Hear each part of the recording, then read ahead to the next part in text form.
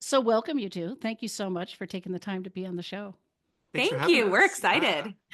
So, I kind of like to start by asking a guest, like, why is this your passion? Like, why do you care so much about this work? Yeah. Can I start? Go for it. So, Julia and I have a podcast called Sex Evangelicals, and an international coaching business called Let's Heal Together. And we work specifically with relationships where one or both people either grew up in or participated in an evangelical, Mormon, or Pentecostal community. Okay. And often what we find is that talking about sexuality and talking about sexuality from a comprehensive education lens, for a lot of folks, throws water on a lot of the beliefs, the paradigms that they learned about um, in their evangelical communities. And this can be questions that Julia, sex therapists like you and I would ask, and this could be also just engagement with other types of content, other explorations of sexuality, and other types of adjacent content. One of the reasons that I do the work is I want to give the thousands, the tens of thousands of families who are navigating some sort of a faith transition together. I want to give them the space to have conversations that I never got to have with my ex in my Mm, former relationship. So I was married and in a relationship for 15 years. Started in the church. The church was very kind of foundational to that. As I studied sex therapy, which is just something I kind of stumbled into as part of my evolution as a relationship therapist, that created a lot of additional questions in the relationship. yeah. It amplified anxiety that was there from the beginning around sexuality, and ultimately contributed to the termination of the relationship. Mm, So I think that relational health is incredibly important. I think sexual health is incredibly important. I tell people that have kids, the most important thing I can do for your kids is help you have a healthy relationship. right. Right. So very invested in the work. And yeah, over the last 5 or 6 years with the evolution of the podcast, have developed this really niche interest and specialty in Yeah. working with folks who are navigating faith transitions. But it came out of your own personal That's story, right. which is not surprising. But how about Yeah. for you, Julia? Same thing or different? Some similarities, some differences. I did not stumble into sex therapy. I was a client in sex therapy before I trained to become a sex therapist. And my passion around supporting folks who have grown up or experienced adverse religious experiences, particularly in terms of sexuality, comes from the fact that I grew up in a context that did not allow for sexual expression and was quite rigid and harmful in the messaging that I received.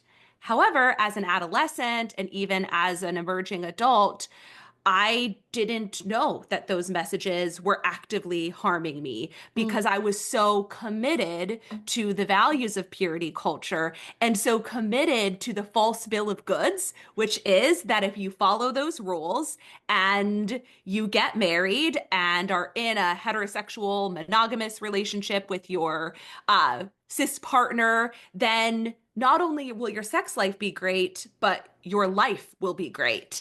And when I got married very young, almost right out of college, my world fell apart mm, because that promise, those many promises, not only didn't hold any water, they destroyed me. And I don't say that hyperbolically. Sometimes mm, people hear this part of my story and they may say, well, that sounds hard, but it's just sex and you were still with a partner who loved you and you got some access to therapy. However, when I grew up and I learned that my entire identity as a woman was in becoming a wife and becoming a sexually desirable wife, when sex was physically painful, emotionally painful, and I didn't experience the desire from my ex-husband and the way that I was told he would desire me, that meant the entire foundation of my world was no longer there. Mm, And I didn't know that I was in a psychological and relational and sexual crisis, but I certainly was. I was experiencing disillusionment, even though I didn't have the language for it. right, right. Is there is it worth sort of defining terms purity culture, high demand religion? Are those the same thing, different things, just to lay the groundwork for this conversation? I would say they're related, but they're different. So high control religion might actually be a little easier to explain. High control religion is a religious organization, could be a denomination, could be an entire faith. It could be something much more smaller, kind of a micro group that centers around the performance of morals, the performance of behaviors, and that also has high consequences within the system for those who perform outside of the expected mores. So in evangelical, Mormon, Pentecostal tradition, let me back up actually. In evangelical and Pentecostal traditions, that is everything from fear of hell, condemnation, and Mormon traditions kind of throw this in as well, kind of the absence of a positive eternal life. Hmm. Everything from that to more abusive, kind of dyadic and systemic types of interactions within the organization. So that's high control religion. Purity culture, and different people define this in different ways. I define purity culture as an era. I mean, I would mark that era from probably the Nixon administration. I don't actually know that we're ever out of purity culture. No, I would Right. argue that we're not. We have not Yeah, emerged. yeah, we yeah. have Purity Culture 2.0, which we can describe later. But purity culture is a series of is essentially a series of marketing products, gimmicks. So everything from books, in purity culture, like the most common thing you think about is purity rings Hmm. that are given to teenagers to participate in and promote a particular style of living, particular policy, abstinence only sex education policy, excuse me. Um, the purity culture part of this is really important because it permeates all sorts of types of media that we engage, everything from the by this stage multi-billion-dollar Christian publishing house industry, Baker Publishing House, Zondervan, Focus on the Family, all that's kind of part of it. I would argue that your 90s kind of teeny popper music, like Britney Spears, Christina Aguilera, that's all caught up in purity culture. That's a part of it. The and TGIF kinds of showcase television programming in that era. Um, all sorts of media that promote traditional relationship values and social values. Hmm. Heterosexual marriages, um, promotion of upper middle class values, those types of things. Okay. And I'm glad that you asked the definition because on the surface, so many people conflate abstinence only education with purity culture, and abstinence only education is a Is a part of product. is a Yeah. part and product of purity culture. So people want to know what it looks like in real time, and I'll say in real time, purity culture is being an 8-year-old girl Mm. and getting dressed in the morning and asking your friends if spaghetti straps are sinful. And those are actual conversations that I had with my friend. Yeah. So purity culture is a set of values, a set of marketing gimmicks that Jeremiah described that all define a person's worth and value by how well they perform rigid gender norms and keep sexuality within very rigid confines. You defined it much Right. better than I did. Oh, thanks. Well, there's a lot going on there. So when you're talking about deconstruction of these things, I mean, I guess I want to ask. I assume there's not great sex ed for any people coming out of these backgrounds. Like, what are we deconstructing? What kinds of ideas or paradigms or understandings need to really be challenged? All sorts. I'll start within our expertise as relationship therapists, as sex therapists. And Julia, you hit on this earlier. We learn in these contexts that we are successful adults, that we're successful relational beings based on the longevity of our relationship, based on being in a heterosexual relationship that we call marriage, and also by performing certain types of gender roles. Men are assertive, men are dominant, men make the decisions. Women are more passive, they're recipients, they're asexual, and they're kind of hanging out in the background, kind of doing all the administrative stuff so that men can keep doing the front and center types of work.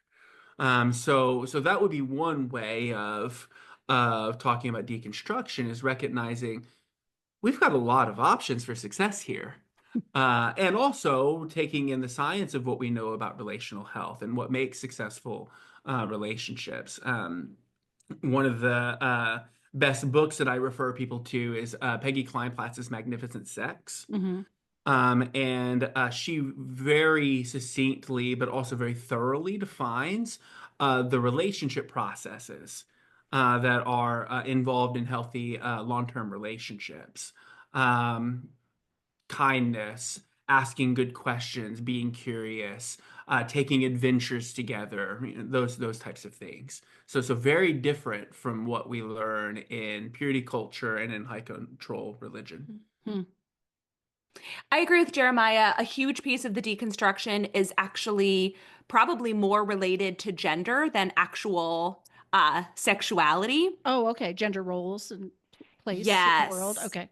Yes, because purity culture and high control religious groups in general often center so much theology around what it means to be a good woman, a good wife, a good man, and a good husband. And I say that intentionally when I say woman, wife, man, husband, because marriage is also so centralized, so idolized within those communities.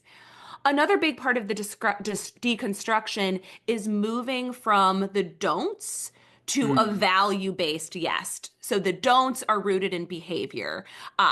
Don't have sex before you get married.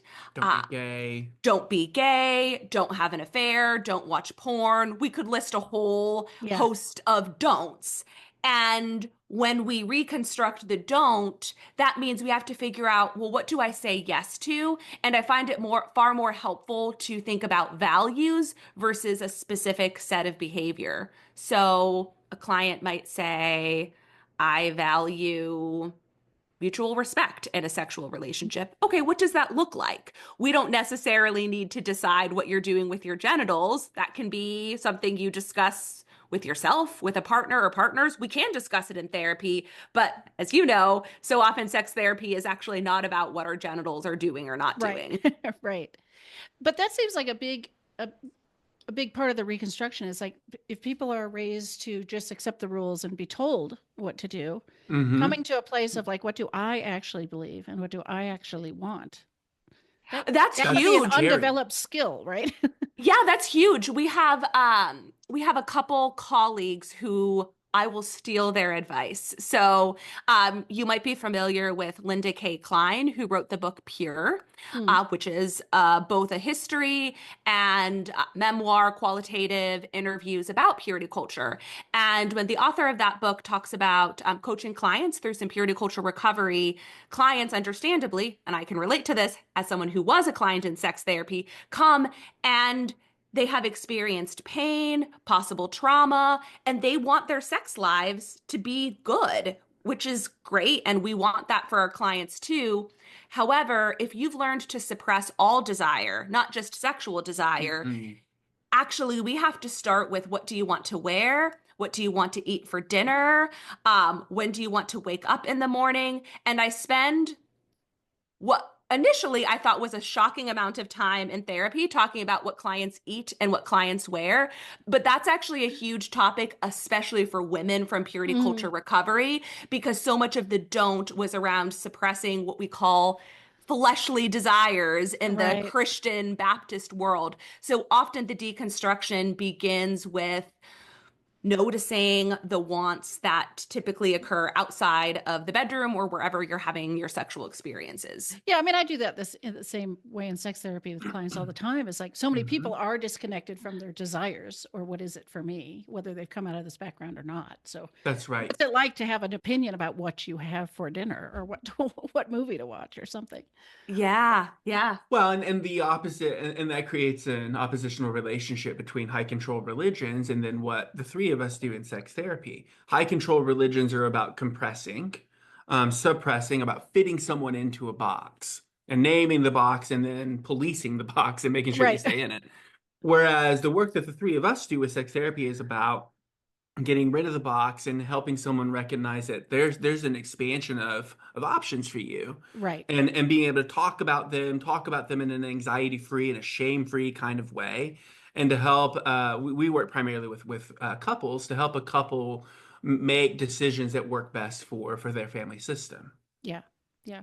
In your experience, what are the most common ways people start to come to a place of wanting to deconstruct this? I mean, especially maybe related to sex and relationship. Like, what are the kinds of things they're experiencing, or the kinds of impetus for a process like this? Mm. Yeah, Because not everybody goes to train as a sex therapist, and that's their, you know, right. Very Right. few of us do. That's right. Yeah. I would be curious about how research may or may not support this. Anecdotally, here's what Right. I've noticed. Folks may come out as queer while being in a straight or straight presenting relationship. Right. That might cause a deconstruction.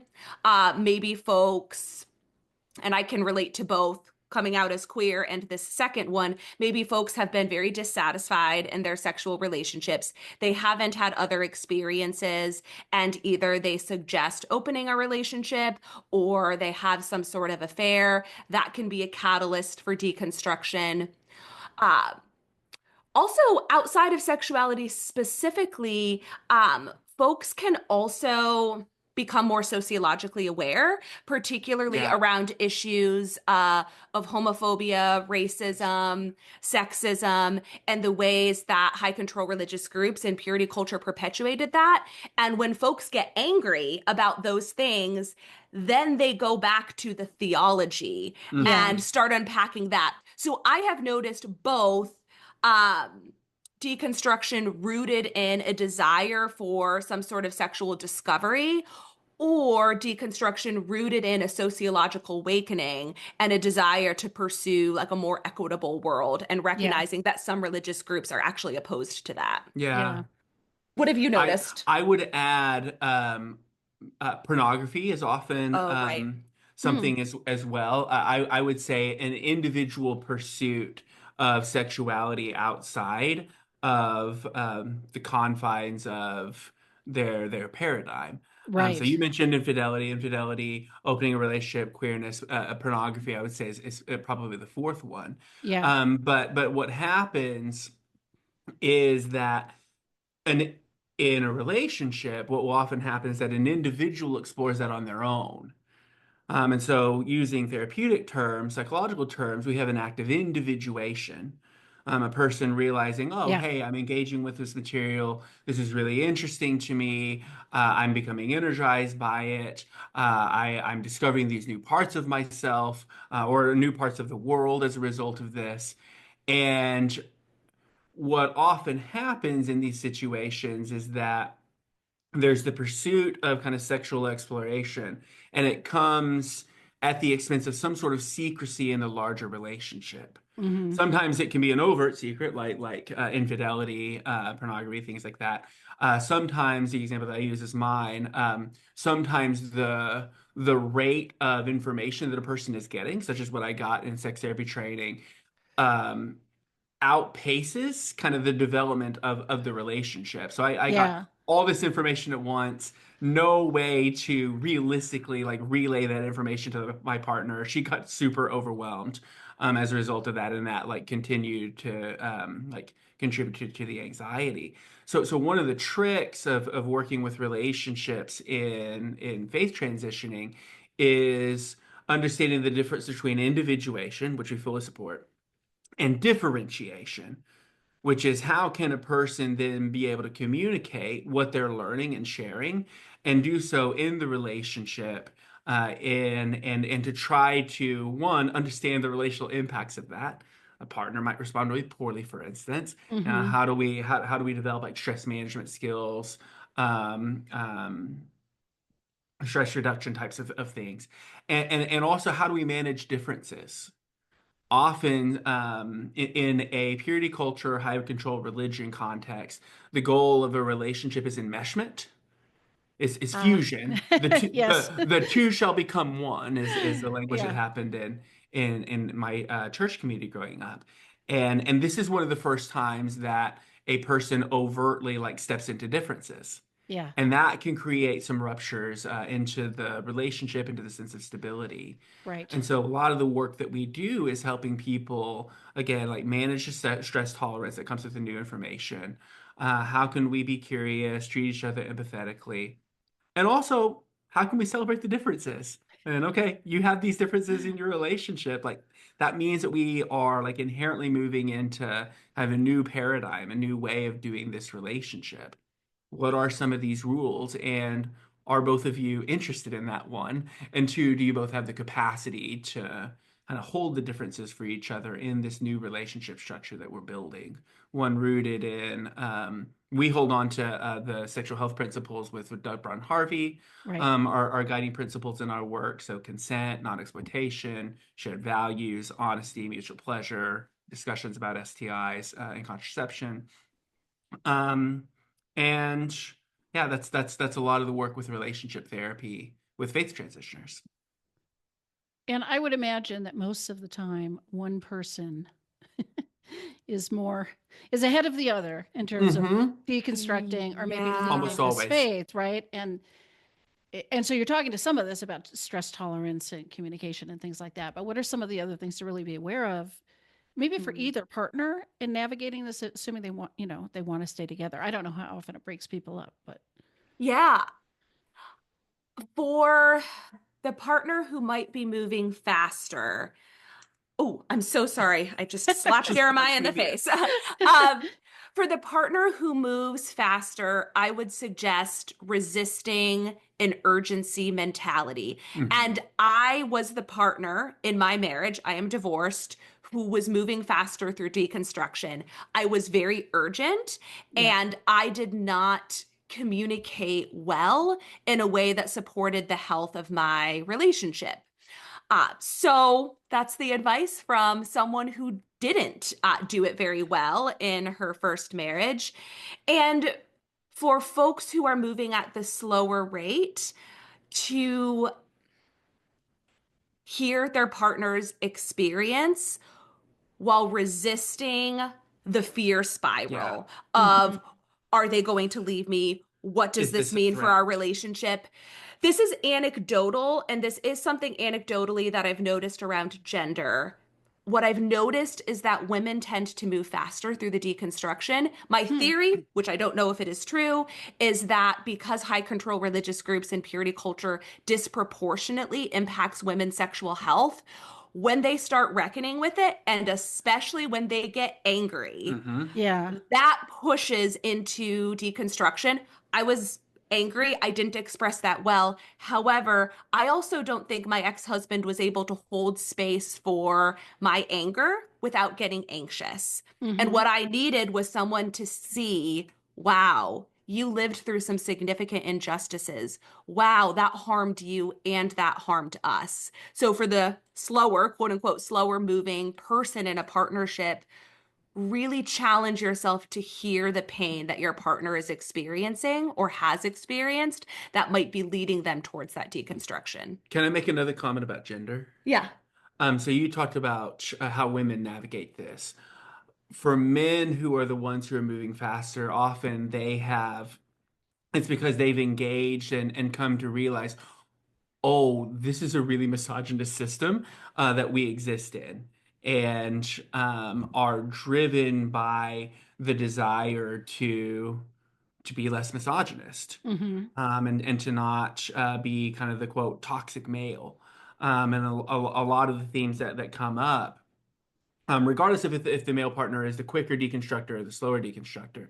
There's a lot of interactions with men, especially in opposite sex relationships, about men saying, "Hey, like, I don't want to be this bad dude. I'm not this bad dude." And so there's an ongoing kind of reckoning with the impacts of sexism and misogyny. And I've worked Yeah. with a handful of couples where the male partner has put the pieces together about the way that misogyny and misandry has impacted the relationship before the female partner. Yeah. Um, but you've talked about that before regarding the role of men recognizing and reckoning with um, seeing some of the impacts, the psychological impacts of misogyny on the people that they love the most. Sure. Yeah. And we give examples in this case heterosexually because a high control religious group would very rarely support a gay or a Yeah, queer relationship. that's right. So Right. you typically don't have two women deconstructing together because Yes. they would never be allowed to get married or partnered in the Yeah. first place. Right, right. You mentioned the urgency, and this isn't my niche, but I've had a handful of couples like this in my practice, and it seems to me it feels really urgent because people, when they're Yeah. starting to wake up and challenge this, like I've lost all these years in this other Yes. paradigm, and Mhm. that we got to rush into this. And for the other person, I think the threat feels really real. Like you're Yeah, challenging the Absolutely. that's entire right. solid ground that I have believed and based my life on, and if they're not ready to question that yet or not going to, that's a hard dynamic to bridge, I would imagine. Yeah, It's really absolutely. hard. And part of the reason that I am passionate about the work that I do is because I wish I had the support that I can offer people before I got divorced.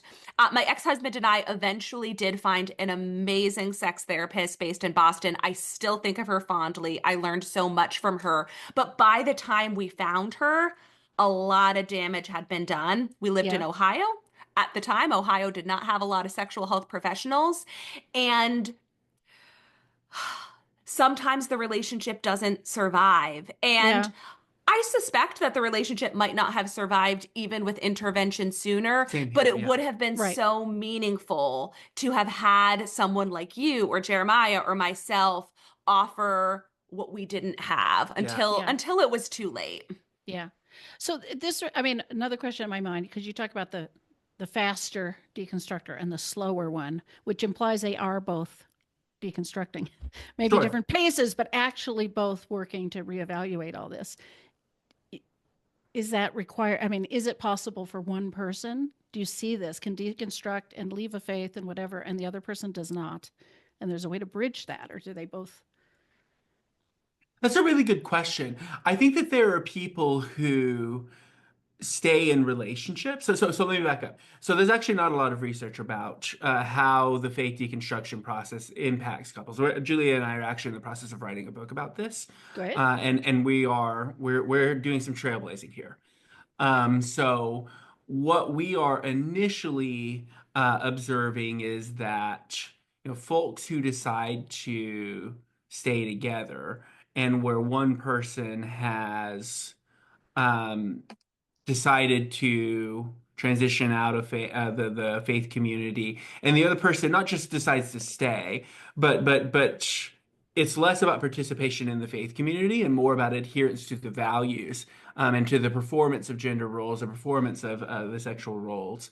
Um, my hypothesis is that that would be kind of a manifestation of avoidance. Mm, And okay, we just kind of agreed to disagree. And if the relationship wants to function and continue to function like that, it can. hmm.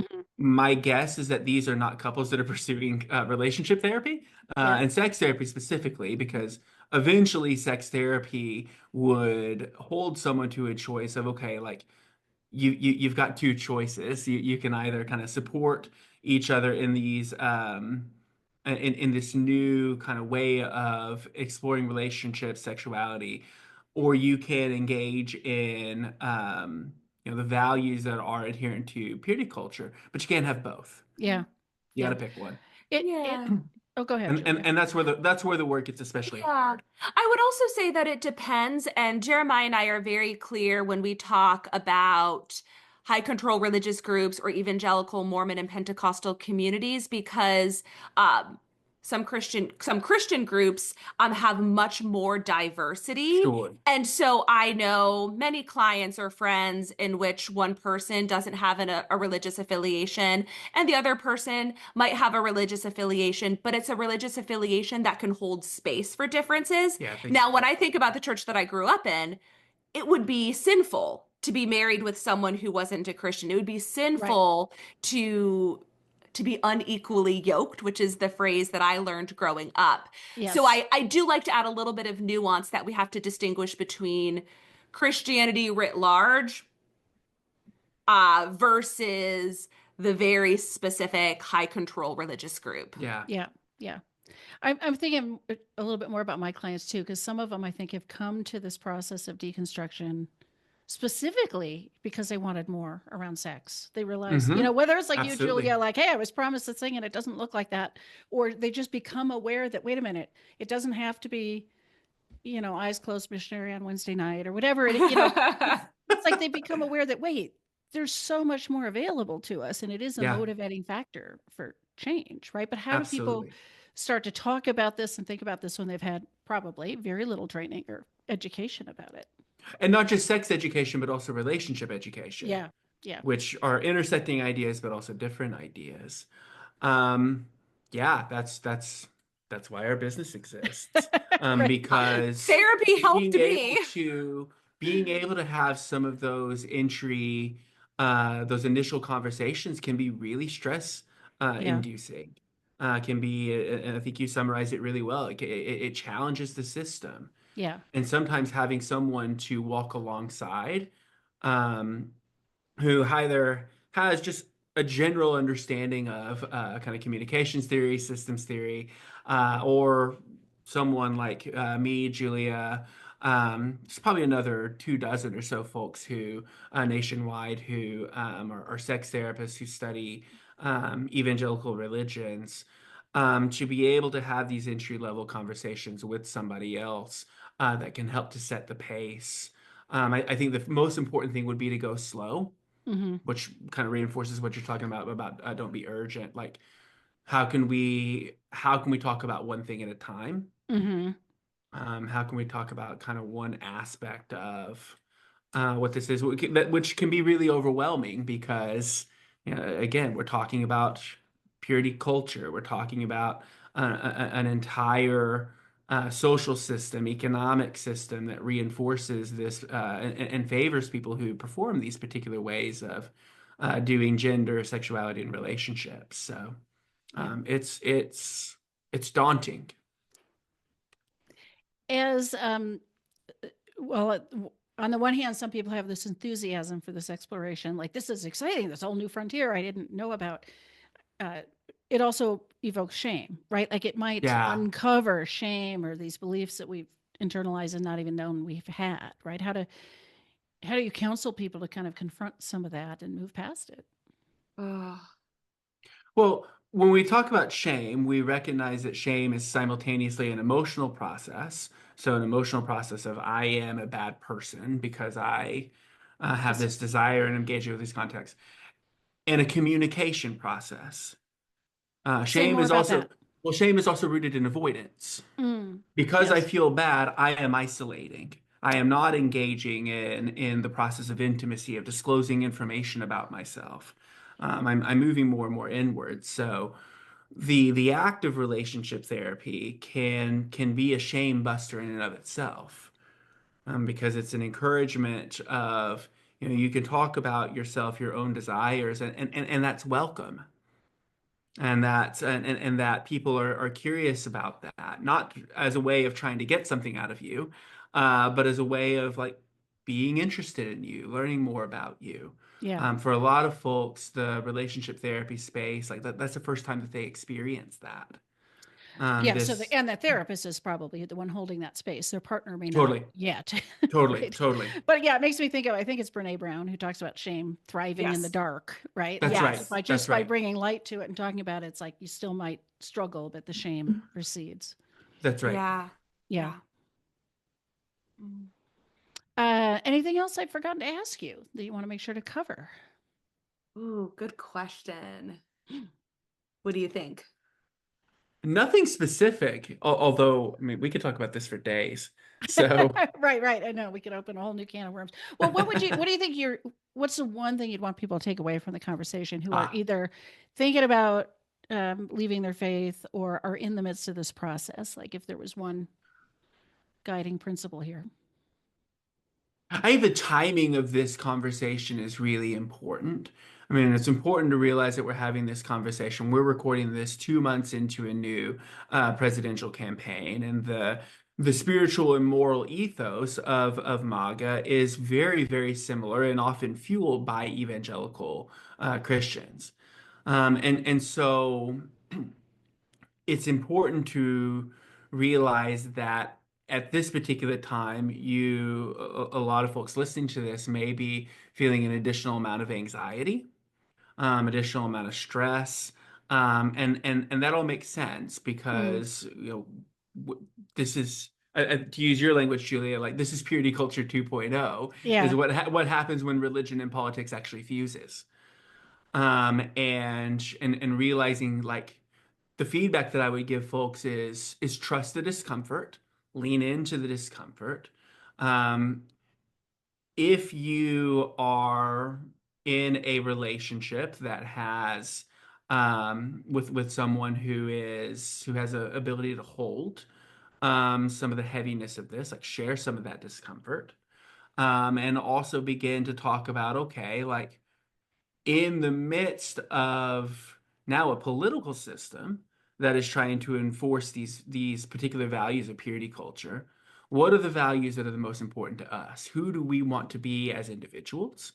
And then also, what are the types of communication structures and decision-making processes that we want to hold on to so that we can hold on to the essence of our relationship? yeah. Well, Mm. well said.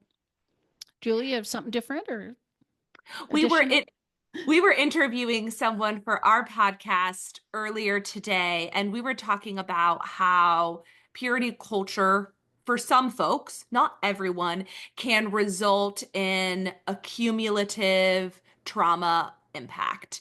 And that is different from an acute or a single incident trauma, which is complicated and painful in its own light. So I'm certainly Right. not comparing traumas. However, when we think about the uniqueness of purity culture harm, our guest described it as splinters in your feet Mm, that develop over years, maybe even decades, and then eventually you have a hard time walking. But it can be a bit invisible, it can be a bit lonely.